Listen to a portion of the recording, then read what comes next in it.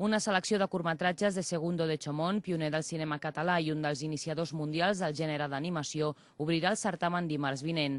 La sessió oferirà una mostra del treball d'aquest aragonès que va desenvolupar la seva feina a Catalunya a principi del segle XX.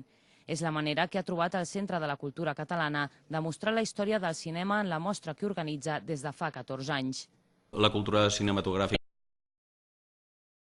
Una selecció de curtmetratges de Segundo de Chomón, pioner del cinema català i un dels iniciadors mundials del gènere d'animació, obrirà el certamen dimarts vinent. La sessió oferirà una mostra del treball d'aquest aragonès que va desenvolupar la seva feina a Catalunya a principi del segle XX.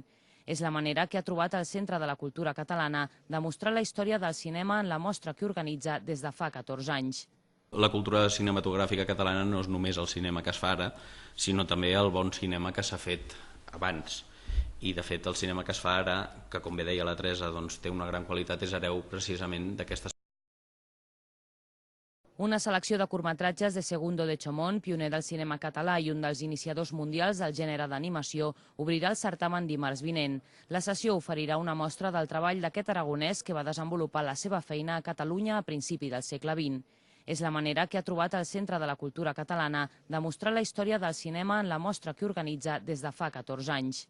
La cultura cinematogràfica catalana no és només el cinema que es fa ara, sinó també el bon cinema que s'ha fet abans. I, de fet, el cinema que es fa ara, que com bé deia la Teresa, té una gran qualitat, és hereu precisament d'aquestes pel·lícules que es van anar fent, algunes d'elles amb una sabata i una espardenya i sense cap mena de recurs, altres amb més calés, però totes amb molt bona voluntat de fer cinema a Catalunya i crear una indústria cinematogràfica que sembla que va aixecant el cap i que cada vegada té més interès. El cicle inclou també 2 films actuals, Extrems, una pel·lícula de Belfolk basat en fets reals i programat amb la col·laboració de la Unitat de Conductes Addictives i les veus del Pàmano. Des del Centre de la Cultura Catalana s'ha reivindicat avui la continuïtat de la seva mostra, que pretén mostrar creacions que no arriben a les sales comercials. Tot i així, es feliciten de l'impuls del govern al cinema en català. Avui comences a treballar. Saluda al puto amo, chaval.